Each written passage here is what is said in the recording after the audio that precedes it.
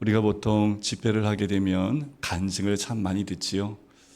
저마다 예수님을 만났던 경험들을 나누기도 하는 아주 자그마한 간증부터 시작해서 집회 가운데 아주 뚜렷한 하나님의 역사를 경험했던 간증을 나누는 그런 간증들을 많이 듣게 됩니다. 오늘 우리가 읽은 그 말씀은 사도 바울이 나누는 간증이라고 볼 수 있어요. 보통 오늘 본문과 2장까지는 이 서신서에서 자전적 부분이라고도 소개가 됩니다. 여기서 바울은 자신의 회심과 그 후의 경험을 들려주고 있어요.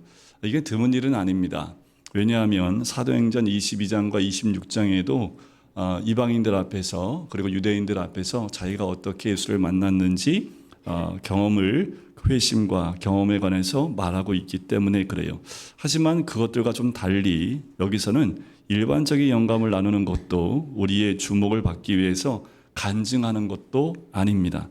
자신의 메시지, 그 복음을 왜곡하려는 사람들에게 반박하고요. 오로지 하나님의 어마어마한 은혜만을 바라보게 하기 위한 간증의 목적이 있습니다.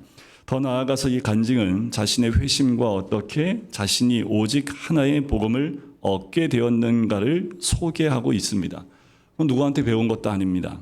또 공부해서 얻은 것도 아니라 주 예수 그리스도께 계시하여 주신 것이다 라고 하는 것이 사도 바울이 오늘 본문을 통해서 말하고 싶은 거지요. 그래서 11절과 12절에 서론이지만 그분은 우리에게 먼저 선택하여 선포하고 시작을 합니다. 오늘 본문을 이렇게 시작하지요. 형제들아 라고 시작을 합니다. 이것은 이런 의미가 있어요. Attention please. 딴 데 보지 말고 좀 주목하시지요. 왜 이렇게 딴 데를 보십니까? 이런 의미입니다. 형제들아 라고 얘기하는 것은 때로는 주목하기 위해서 아무 말 안 하고 얼굴만 빤히 쳐다보고 있으면 사람들이 쳐다보는 그렇게 주목하든지 아니면 회중들에 있는 공통적인 것들을 통해서 형제들아 라고 해서 그 주의를 끄든지 지금 서신서에서는 형제들아라는 그 말을 통해서 지금 주목하도록 하기 위한 의도를 가지고 형제들아라는 말을 씁니다. 서신서에 보면 가끔 사도 바울이 이렇게 형제들아라고 하면서 주목하기 위해서 이야기를 꺼내기도 합니다. 자, 잘 들으라는 거예요. 지금 11절과 12절은 이런 겁니다. 내가 그토록 화를 내는 이유가 있는데 내가 전한 복음은 절대적인 것입니다. 왜냐하면 그것은 사람이 지어낸 것도 아니고 내가 어떤 사람에게서 배운 것도 아니고 오직 예수 그리스도의 계시이기 때문에 그렇습니다. 바로 사도 바울이 앞으로 전개할 내용을 이 11절과 12절에 우리에게 전하고 있는 거지요. 오직 하나의 복음밖에는 없다라는 거예요. 그것은 바로 예수 그리스도께서 계시로 나에게 주신 복음이라는 겁니다. 이것이 모든 것을 판단하는 기준이 된다라는 거지요. 여러분들 이 복음이 교회를 판단할 수 있는 기준이 돼야 되고 목사를 판단할 수 있는 기준이 돼야 되고 성도를 판단하는 기준이 돼야 합니다. 어느 교회에 가든 누구를 만나든 그 기준은 복음 가운데 있는 거지요. 바울은 자기가 어떻게 예수를 따르는 자가 되었는지 말합니다. 아니 더 정확하게는 예수께서 바울을 자신의 추종자로 삼으신 이를 말하면서 어떤 사람들, 바로 7절에 얘기했던 그 어떤 사람들, 거짓 선지자들처럼 거짓 교사들이 바울과 그가 전하는 복음 메시지를 향해서 퍼붓는 세 가지 공격에 관한 변호를 하고 있는 거예요. 그 첫 번째가 바울은 그의 복음 메시지가 자신의 생각 가운데 만들어낸 것이다 라고 주장하는 것을 부인합니다. 자, 그 이유는 뭐냐면 그는 회심 전에 자기의 교회와 기독교를 어떻게 심히 핍박하고 적대적으로 했는지를 회상을 합니다. 그는 교회를 심히 박해하고 멸하려고 했다라고 얘기를 해요. 점진적인 것도 아니에요. 또 어떠한 생각을 나눈 것도 아니지요. 그런 과정도 겪지 않았습니다. 바울의 기독교 메시지가 스스로의 사유나 생각에서 비롯된 것일 수 없다는 것을 예수 만나기 전에 자신의 상황을 설명하면서 이야기하는 거지요. 회심 전에 사도 바울은 그리스도를 격렬하게 반대한 나머지 순교자들의 믿음과 확신을 직접 보고도 꿈쩍도 하지 않았던 자신의 모습을 설명합니다. 이러한 행적들은 그의 회심이 직접적인 계시를 통한 것이라는 강력한 증거가 된다라는 거지요. 사도행전 9장에 보면 부활하신 예수께서 바울을 직접 만나 가르쳐 주셨지요. 환상을 본 것도 꿈을 꾼 것도 아닙니다. 그리스도는 바울의 시간과 공간 속에 계셨습니다.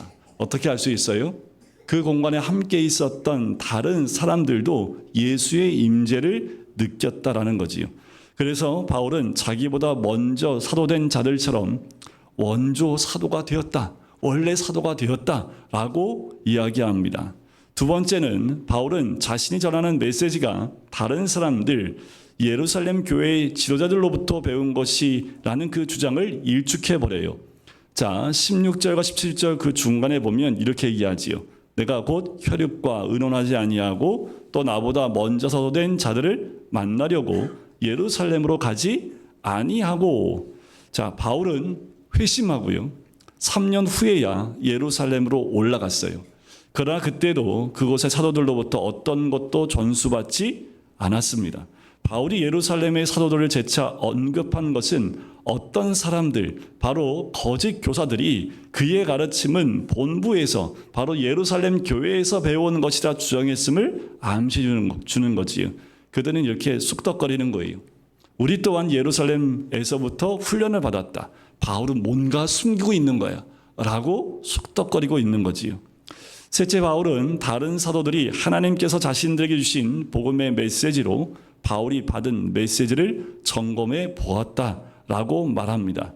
베드로와 야고보 그리고 유대의 교회들은 하나님께서 바울에게 행하신 일과 그에게 주신 복음으로 인해서 어떻게 했습니까? 마지막 절에 보면 하나님께 영광을 돌렸지요. 바울의 그 메시지는 다른 사도들이 부활하신 주께 받았던 것과 똑같았다라는 거예요. 그것을 반증해주는 모습이다라는 거지요. 바울의 간증은요, 단순히 복음을 가르치는 그의 권위를 세우는 것이 아닙니다. 무엇이 은혜의 복음인지 여러 측면으로 보여주기도 합니다. 내용으로 보나 구성을 통해서나 이 편지는 은혜의 복음이 그리스도인의 삶에서 모든 걸음을 견고하게 이끌고 있음을 보여줍니다. 사도 바울은 끊임없이 복음으로 돌아간 사람이에요. 왜냐하면 그는 주를 위해 사역할 때도 늘 복음 안에 거했고 다시 복음으로 돌아옵니다. 복음으로 점검하고 복음 안에 거하면서 복음에서 벗어나지 않는 자신의 사역을 늘 점검했던, 그래서 늘 무엇을 해도 복음 안으로 돌아옵니다. 우리의 삶에도, 기도에서도, 생각에서도, 또한 그 어디에서도 복음으로 돌아오는 사도 바울의 그 가르침 가운데 있어야 될 줄 믿습니다. 더 자세히 우리가 이 본문에서 주목하려고 하는 것은 사도 바울이 자신의 회심 이전과 이후를 설명하는 방식이에요. 구원 이전과 이후가 너무나 대조적으로 설명이 되고 있습니다. 이것은 우리의 신앙 삶에 매우 시사하는 바가 크지요. 또한 이것이 자체가 하나님의 기막힌 은혜이기도 합니다. 특별히 예수를 믿기 전, 만나기 전, 복음 가운데 나가기 전의 모습을 13절과 14절에서 이야기합니다. 사도 바울의 자신의 삶을 설명하지요. 여기서 중요한 것은 주어가 누구냐라는 거예요. 주어가 누구예요? 내가입니다. 그의 회심 이전에 유대교회에 있었습니다. 거기서 그는 하나님의 교회를 핍박했지요. 나가서 잔해했습니다. 핍박하고 잔해했다는 말은 쫓아다니면서 파괴하고 뒤집어 놓았다. 한마디로 말하면 집요한 스토커의 모습처럼 어디든 가서 예루살렘과 유대의 경계를 넘어서 다메섹까지 쫓아가서 예수 믿는 사람을 다 잡을 정도로 지나치게 동족에 있는 여러 유대인들 가운데, 동년배들 가운데도 비교할 수 없는 지나치게 믿었던 사람입니다. 조상의 전통이지요. 이것은 율법 외에 유대교에 내려오는 덧붙여진 많은 경건의 규칙들입니다. 이것도 하나도 빠짐없이 다 지켰던 인물이지요. 그는 열정의 사람입니다. 자신이 인생의 주인이었지요. 자기 의로 충만했던 사람입니다. 그런데 15절에 딱 넘어가서 회심이라는 사건과 함께 그 인생의 반전이 기록되어 있습니다. 그 반전의 한마디가 이렇게 기록되어 있습니다. 그러나라는 거지요. 여기서부터는 주어가 바뀝니다. 내가 아니라 하나님이 주어가 돼요. 그의 인생을 이후부터는 하나님께서 주도하여 가시고 그는 순종하고 따라가는 인생이 된 거예요. 이것이야말로 회심 이전과 이후의 삶을 보여주는 너무나 중요한 증거가 아닐 수 없습니다. 이것은 회심과 구원에 대한 너무나도 놀라운 설명이지요. 여러분들 우리 삶 가운데 이 그러나가 있으십니까? 그러나 이전과 이후의 모습은 완전히 달라져요. 왜 달라져요? 주어가 달라지기 때문에 그렇습니다.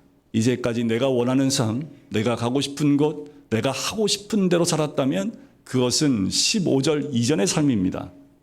하지만 그 이후 그러나라는 그 삶의 이유는 예수님, 바로 하나님이 주어가 되시고 주인이 되셔서 우리의 삶을 이끌어 가신다라는 거예요.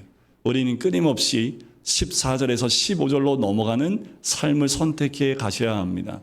우리가 예수 믿어서 사도 바울처럼 이전의 삶이 이후 삶으로 완벽하게 바뀐 삶으로 살아갈 수 있으면 참 하나님의 은혜입니다.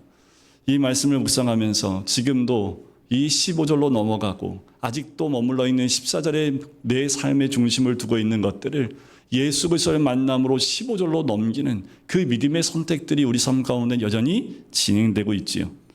회심이란 그저 종교를 바꾸는 결정하는 차원이 아닙니다.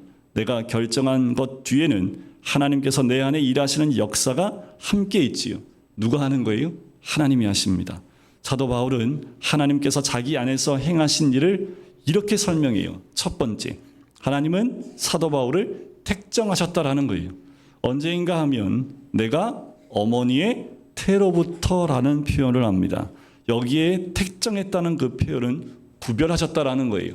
사도 바울이 특별하게 무엇인가 결단하고 결정해서 그래서 택하는 것이다라고 말씀하지 않으십니다. 언제 택해요? 그가 어머니의 태에 있을 때 택정하고 구별하셨다라는 거예요. 그 전에 이미 하나님이 구별하셨다라는 거지요. 사도 바울의 순종이라는 힘을 통해서 그 결과로 구별해 주시는 것이 아니라 그가 태어나기 이전에 이미 그를 구별하셨다라는 그 말씀, 하나님의 이 택정하심이 은혜로 된 것임을 확증해 주고 있는 거지요.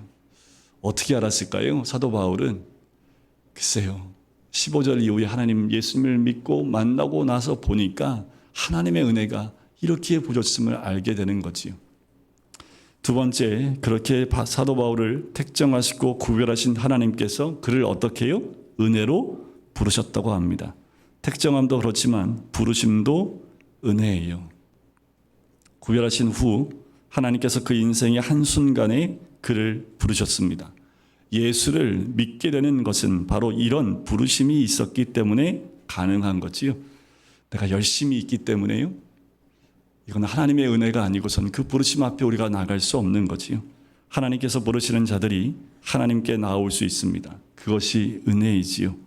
내가 찾아서 하나님께 오는 것 같이 생각이 돼도 성경이 설명하는 것은 사실은 하나님께서 너를 부르셨기 때문에 내가 찾게 된 것이다 라고 하는 거예요. 여러분들 주님의 부르심에 우리가 응답하는 그 순간 그것이 하나님의 은혜임을 깨닫게 되지요. 사도 바울도 그렇게 하나님에 대한 열심이 있었지만 주의 부르심에 응답되어진 것은 바로 다메섹으로 가는 도상에서의 부르심이었습니다. 마지막으로 하나님은 사도 바울에게 예수 그리스도를 나타내 주셨지요. 이것을 계시하셨다라고 얘기합니다. 예수 그리스도 자신을 계시해 주셨다는 거지요. 계시라는 그 말은 베일을 벗긴다라는 것입니다. 이것은 공부해서 얻은 것도 아니고 노력해서 발견한 것도 아니며 오직 계시하는 주도자가 보여준 것만큼 볼 수 있다는 의미예요. 그래서 우리가 예수 그리스도를 아는 지식에서 더 열심히 주님 앞에 나아가 하나님이 깨닫게 하시는 그 깨달음 가운데 나가야 될 이유가 여기에 있습니다. 여러분들 똑같이 설교를 듣지만 깨달음이 서로 다른 이유가 여기에 있어요. 하나님이 계시의 모습으로 보여주시지만 그 보여주신 만큼 우리가 볼 수 있는 거지요. 계시라는 단어는 받는 입장이 철저하게 100% 수동적인 입장이 되는 거예요. 보여주시는 분이 보여주시는 만큼입니다. 그런데 하나님께서 예수 그리스도를 그에게 계시셨죠. 그는 그래서 다메섹으로 교회를 핍박하러 가는 그 길에 예수님을 본 거지요. 고린도 후서에 사도 바울은 이렇게 얘기합니다. 예수 그리스도의 얼굴에 있는 하나님의 영광을 아는 빛을 마침내 보게 되었다라는 거지요. 바울이 보려고 보는 것이 아니라 하나님이 보여주신 거잖아요. 여러분 오늘도 그 빛 가운데 예수 그리스도로 하는 빛이 우리 가운데, 우리 심령 가운데 비추시길 주의 이름으로 간절히 축원드립니다. 우리는 늘 그 빛을 사모해야 합니다. 예수 그리스도로 하는 빛. 글쎄요, 10년을 20년을 아니 모태신앙으로 교회를 나와도 예수 그리스도를 만나지 않으면 아무리 머리에 많은 지식이 있어도 예수님이 누구인지 알지 못하는 경우가 굉장히 많습니다. 믿기 힘든 이야기이지요. 바울은 하나님을 거절하고 숱한 악을 저질렀습니다. 그러나 하나님은 바울의 모든 의도를 다 뒤집어 엎으셨어요. 그의 경험과 심지어는 실패까지도 쓰시지요. 먼저는 바울 자신의 회심을 위해서 나아가 이방인들을 위한 전도자로서 준비하신 거예요. 구약 성경에 관한 지식이 사도 바울은 많았습니다. 그 열성, 훈련, 심지어 하나님과 그분의 교회를 배척하기 위해 동원한 노력까지도 하나님께서는 바울 자신이 거꾸러지고 교회를 세우기 위한 하나님의 도구로 갖춰지는데 사용하셨다라는 거예요. 하나님은 바울이 대립했던 바로 그 믿음을 세우는데 그를 다시 사용하고 계시다라는 거예요. 그건 아주 오래전부터 하나님은 준비하고 계시다라는 거지요. 말씀을 준비하면서 기도가 나옵니다.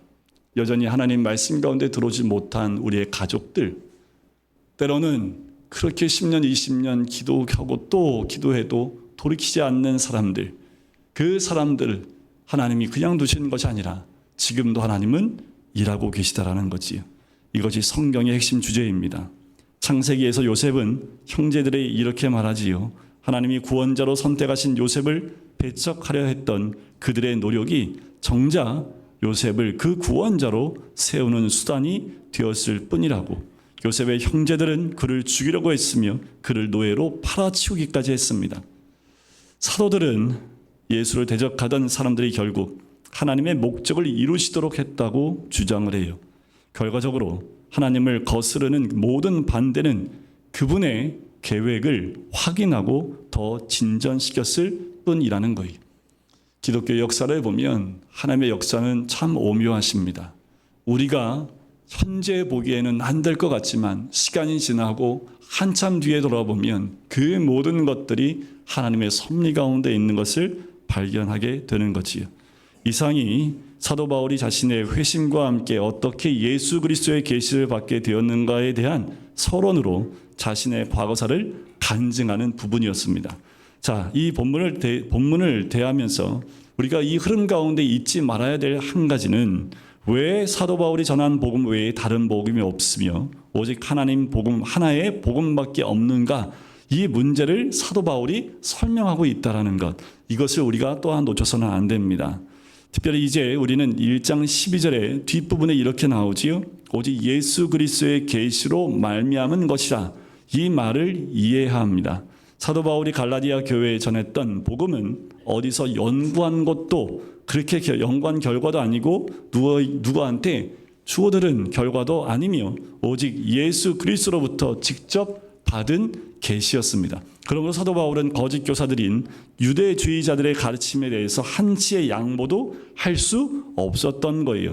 그들이 주장하는 바 자신들이 예루살렘에 사도들이 보낸 자들이라고 하더라도, 아니 천사가 보낸 자들이라 할지라도, 아니 더 나아가 그들이 천사라고 할지라도 사도 바울이 예수 그리스도로부터 직접 받은 계시를 대신할 수는 없다라는 겁니다.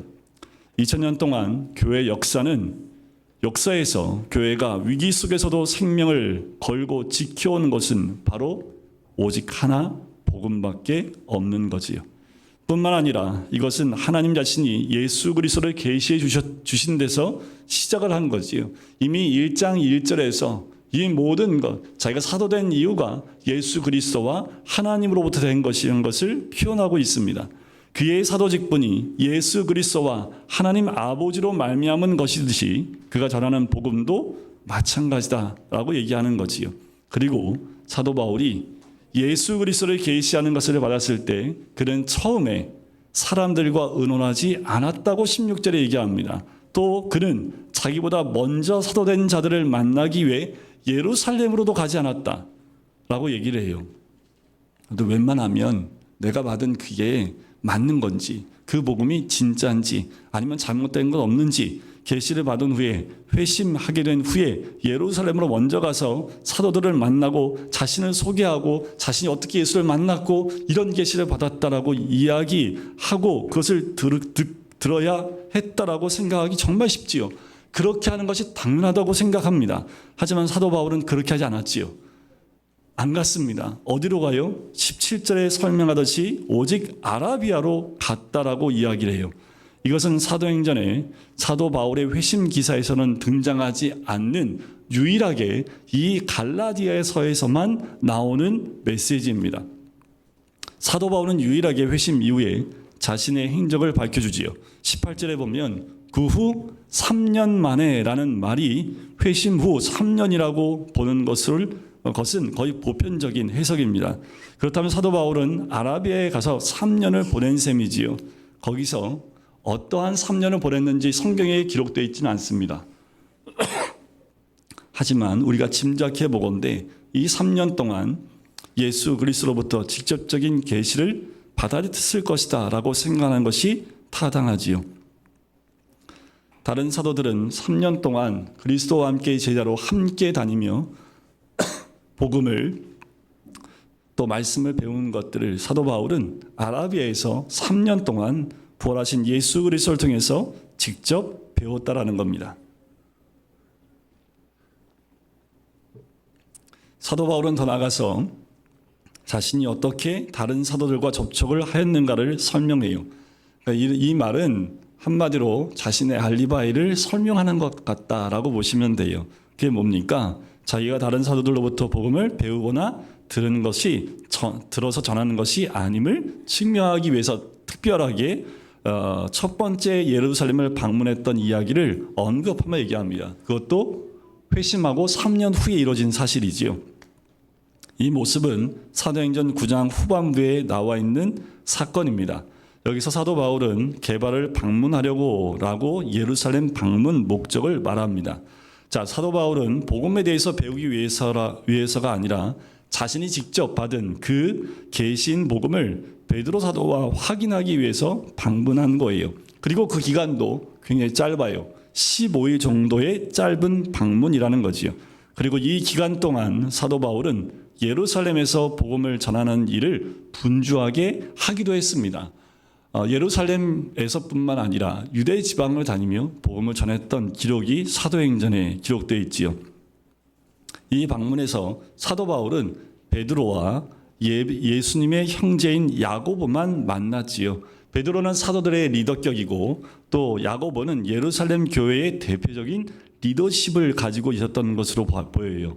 이 방문을 마치고 사도 바울은 수리아와 길리기아를 지나서 떠났다라고 이야기합니다. 사도행전에는 가이사랴로 해서 다소로 갔다라고 설명하고 있지요. 방향은 똑같은 방향입니다. 사도 바울이 여기 덧붙이는 것은 유대 지역 교회들이 사도 바울을 직접 보지 못했지요. 소식으로만 교회를 핍박하고 복음을 파괴하려던 자인 바울이 그 복음을 전한다는 것을 알고 있었습니다. 막상 바울을 만나서 그가 복음 전도자가 된 것을 확인하고 난 다음에 사람들이 어떻게 해요? 24절에 하나님께 영광을 돌렸다는 이야기이지요. 예루살렘과 유대에서도 그의 복음 사역은 이미 인정되어졌다라는 것을 확인할 수 있습니다. 그러나 이 첫 번째 방문에 대한 설명을 통해서 사도 바울이 말하고자 하는 것은 두 가지예요. 자신이 베드로나 야고보로부터 복음을 배우지 않았다는 것, 그리고 방문 목적이 조사하고 확인하기 위한 것이었고 그 기간이 15일로 복음을 배우기에는 굉장히 짧은 시간이었다라는 것을 이야기하고 있는 겁니다. 오늘의 1장의 말씀을 이제 마무리하면서 은혜의 하나님은 바울과 같은 죄인을 구원하신 그 역사를 사도 바울의 기록을 통해서 우리에게 알려줍니다. 그분은 벌하신 아들을 교만한 자, 악한 자, 신앙을 가진 자나 그렇지 않은 자 모두에게 드러내 보이시지요. 그리고 자기 백성을 구원하시기 이전부터 그들 가운데서 일하십니다. 그들에게 믿음을 주시고 예비하셔서 하나님을 섬기게끔 하신다라는 거예요. 그게 다가 아니지요. 은혜는 바울의 안팎에서 계속 역사합니다. 사도 바울은 자신의 정체, 하나님이 그를 돌이키게 하신 일뿐만 아니라 하나님의 은혜로 사는 삶이 어떤 것인지 이 간증을 통해서 우리에게 증언하고 있어요. 그 첫 번째가 16절에 나오지요. 그의 아들을 이방에 전하기 위해서 그를 내 속에 나타내시기를 기뻐하셨다라고 합니다. 이것이 무슨 의미인지 명확하진 않아요. 내 속에 나타냈다. 하나님께서 바울 속에 예수님을 계셔셨다. 여기서는 바울이 두 가지의 경험을 하나로 묶어서 말하고 있다고 보는 것이 가장 좋은 해석입니다. 하나는 다메섹으로 가는 길 위에 바울에게 예수를 분명하게 보이셨다라는 거예요. 바울은 거기서 예수가 누군지 비로소 깨달았지요. 살아계신 그리스도와 인격적으로 대면한 거지요. 또 한편으로는 바울은 자신이 예수를 전하는 자로 부름 받았음을 바로 깨닫고, 그러나 하나님께서 그리스도를 바울에게 나타내셨고 더 나아가 바울을 통해서 그리스도를 나타내셨다고 말할 수 있는 거지요. 사도 바울은 자기 속에, 그 속에 나타내시기를 기뻐하셨다라는 그 말씀은 예수 그리스도를 만난 경험뿐만 아니라 자기 안에 있는 그리스도를 많은 이방인들과 많은 유대인들에게 드러낼 수 있는 하나님의 은혜에 대해서 이야기하고 있는 거지요. 여러분, 우리가 예수 그리스도를 만났다면 내 안에 계신 그리스도가 내 주변에 있는 사람도 볼 수 있는 그 그리스도의 모습이 드러난다라는 거예요. 사도 바울은 그렇게 이방에 전하기 위하여 그를 내 속에 나타내시기를 기뻐하셨던 것처럼 이제는 그리스도의 모습을 드러내는 사람이 되었다라는 거지요. 이제 두 번째, 우리는 바울 자신의 성장과 훈련의 길을 어느 정도 발견할 수 있습니다. 중요한 메시지인데 이게 뭐냐 하면 하나님과 단둘만의 시간을 보냈다라는 거예요. 몇 년을요? 3년을요. 그의 가르침은 대부분 이 아라비아에 있었던 3년 동안 하나님으로부터 배운 거지요. 물론 이 아라비아에서 단순히 은둔의 시간을 보냈다고 생각하지는 않겠지만 중요한 것은 깊이 배우고 묵상하고 하나님과 인격적으로 사귀는 일임을 배우는 것입니다. 우리는 충분한 묵상과 성찰을 하기에는 참 어려운 시대에 살고 있습니다. 여러분들 하나님과 1대1로 만나는 시간들을 가지십니까?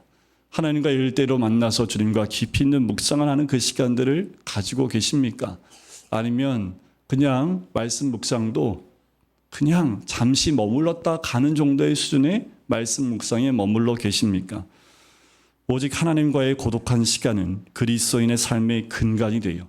왜요? 예수님도 새벽마다 하나님과 만나는 그 깊은 시간들을 하루도 놓치지 않았습니다. 사도 바울도 3년 동안 하나님과의 깊은 고독의 시간을 가질 때 그 안에서 그가 가지고 있었던 모든 성경의 지식들이 예수 그리스도와 십자가로 다시 정립되어지고 회복되는 시간을 가졌다라는 거예요. 우리는 주님과 만나는 시간 없이 너무 바쁜 시간들을 보내고 있지는 않습니까? 그러나 그것이 외톨이의 삶은 아니지요. 바울은 그렇게 자기가 받은 메시지를 가지고 자기의 모습만 가지고 나가는 것이 아니라 다시 사도들을 만났다라는 거예요. 그 의미는 무엇입니까? 그 메시지가 다른 사도들의 것과 같다는 것을 보여줘야 했습니다. 우리에게도 그러한 책임이 있지요. 우리도 교회 공동체의 뿌리를 깊이 내려야 합니다. 사도 바울이 공동체를 무시하고 자기 나름대로의 신앙과 그 사역을 위해서 나가는 것이 아니라 사도들과 그 공동체 안에서의 교제와 만남을 무시하지 않았다라는 거예요. 그리스도인의 공동체에 접붙여지지 않고 단지 필요한 것만 빼가는 태도는 우리는 피해야 합니다. 여러분, 사도 바울이 주님과 만났던 그 시간들과 또 공동체 안에서 나누는 그 시간들과 또 믿지 않는 자들에게 주의 복음을 전했던 모든 시간들 가운데 이 3년뿐만이 아니라 매일매일 주님과 만나는 그 시간이, 그 복음 안에 거하는 그 시간이 그로 하여금 더 믿음 가운데 하나님 앞에 나갈 수 있는 길로 인도를 받았다라는 거지요. 그리스도를 통해서 하나님과의 깊은 교제를 맺고요. 다른 그리스도인과 한 몸을 이루며 그들을 섬기는 그리스도인의 삶에서 하나님을 향한 찬미가 나오는 거지요. 바울은 예루살렘에 있는 성도들이 나로 말미암아 하나님께 영광을 돌렸다라고 했습니다. 바울의 삶에서 일어난 변화와 다른 이들을 섬기는 모습으로 인해서 사람들은 바울을 높이 올리는 것이 아니라 하나님을 사랑하게 되었다라는 거지요. 여러분, 우리는 우리의 삶의 현장에서 이런 모습이 나와야지요. 우리의 삶 가운데 내가 복음 가운데 거하는 모습뿐만 아니라 공동체 안에서 함께 어우러진 모습을 통해서 하나님께 영광이 되어지는 삶으로 나가는 것, 사도 바울이 1장 가운데 또한 우리에게 보여준 참다운 믿음의 모습인 줄 믿습니다. 하나님의 기막힌 은혜는 지금도 역사하고 있습니다. 그 기막힌 은혜가 복음 가운데 우린 어린아이부터 어르신들까지 삶의 자리에서 인도함 받으시는 귀한 은혜 누리시기를 주님의 이름으로 간절히 축원드립니다.